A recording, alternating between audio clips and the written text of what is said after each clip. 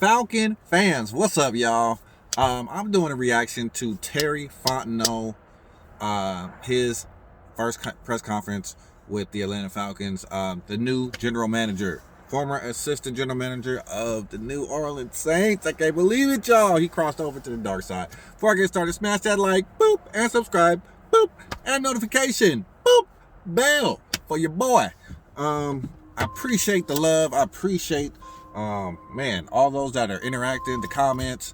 I love to have debates. I love to have interaction with viewers, with those that are subbing. Even if you're not subbing, man, feel free to comment. Feel free, man. Everyone, just be respectful. That's all I ask. Just be respectful in the comment section. We don't have to agree. We can agree to disagree. It's much love, man. We're all Falcon fans. Even if you're not a Falcon fan and you want to watch, you can give me your opinion on what your team's going through, all right? It's much love, man. Everybody is welcome. So, now that I got to that, Terry Fontenot, 18 years. He's been in the NFL 18 years.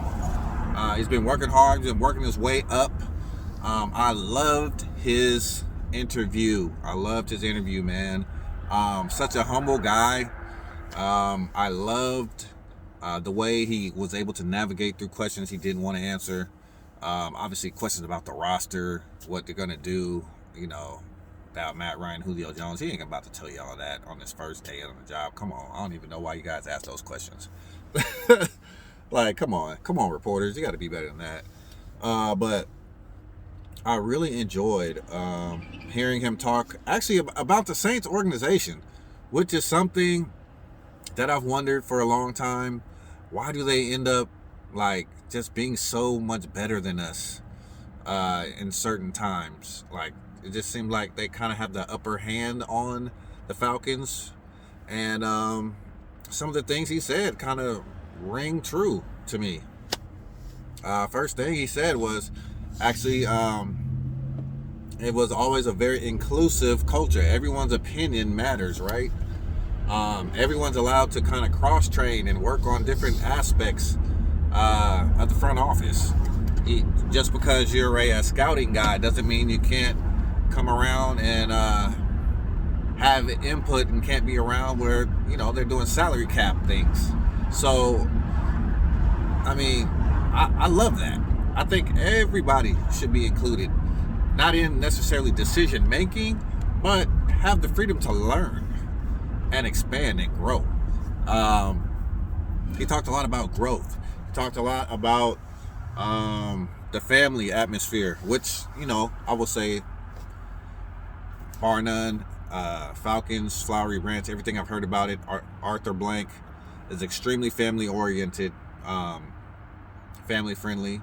I loved what he said about his draft philosophy and taking from the Saints and bringing that here to Atlanta, potentially.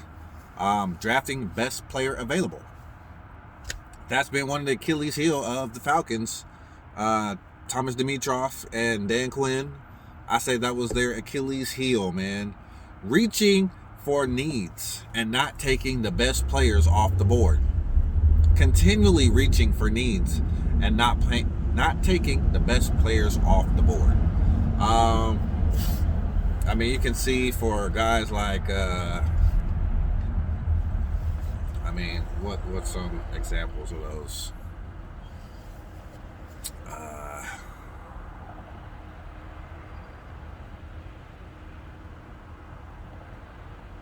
Last year we drafted AJ Terrell. That was a good draft pick. We had a need at corner. Some people felt like we reached on AJ Terrell. Felt like he was going to drop. But I think AJ Terrell is going to be solid, bro. Like, he's already solid to me. He gets beat, but every corner is going to get beat. Like, he made some outstanding plays this season for his first year. I thought he was amazing. So then others reaching on some linemen. Some people thought he reached on Caleb McGarry. Thought he was a bit of a reach that early. I think we traded up to get him at the end of the first round.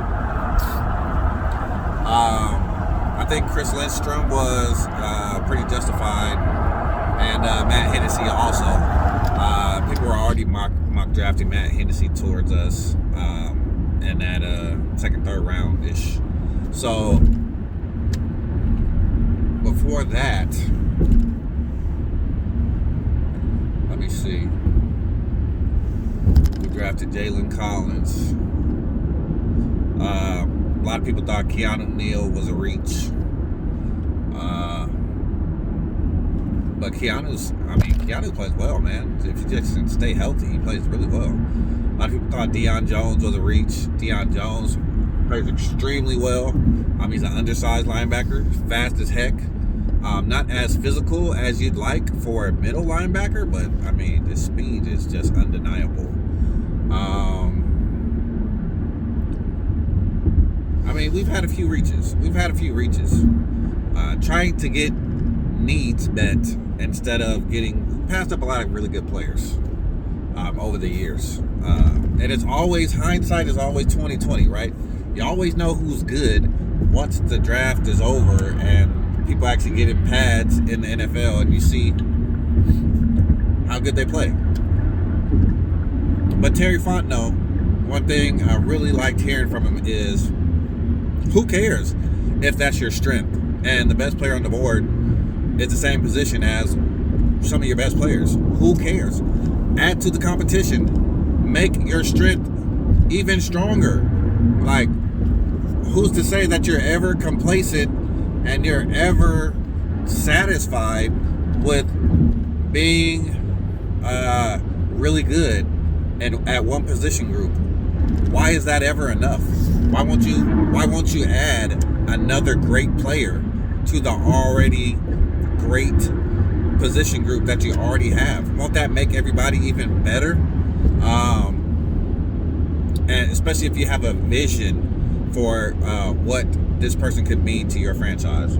And I loved hearing that from him, because reaching for these guys who just feel a need, and you pass up all these other guys who are just really solid football players just because you think you're set at certain positions already, to me is the worst thing you can do when drafting. It's drove me crazy watching the Falcons draft over the past 3 or 4 years. Had a couple good drafts, but I think there's been a lot of reaches for needs and not taking the best players on the board. Like, I wanted them to get either Jeremy Chin or Antoine Winfield Jr. at safety. But I feel like, hey, I don't know, obviously TD's and Dan Quinn's, mindset, but I felt like both of those guys were top-notch athletes and players and were the best players on the board, and we passed them up a couple times. Like, I was so upset that we didn't get one of those guys. I knew both of those guys were going to be studs, and guess what? They both end up in our division. Isn't that crazy? So, it is what it is. I'm not crying over spilled milk. Well, I am crying a little bit. But I love hearing that from Terry Fontenot. Love hearing that his, just it seemed like an all-around good guy. Him saying that him and Arthur Smith just share the same, values and beliefs. And that first, attracted him to this job, to the Falcons job. And then on top of that, just the Falcons franchise, being a first-class franchise, and how excited he is to come to the dark side and to build a winner. His point about his goal in life not being to be a GM, but wanting to be a part of a tremendous franchise and help them win championships, that also impressed me. I think there's a lot of guys who, their goals in life were to be GMs, and then what now? Like, once you get the job, what now? Like, what are you still working hard and trying for? And what Terry said meant a lot to me. I don't know if you guys seen the interview, but it was a great interview. I mean, he's not satisfied with just being the GM. He wants to be a part of a franchise that's going to win a freaking Super Bowl. Excuse me. And just so happens that he's the first black general manager that the Falcons have ever hired. So shout out to Terry Fontenot, first black GM ever for the Atlanta Falcons.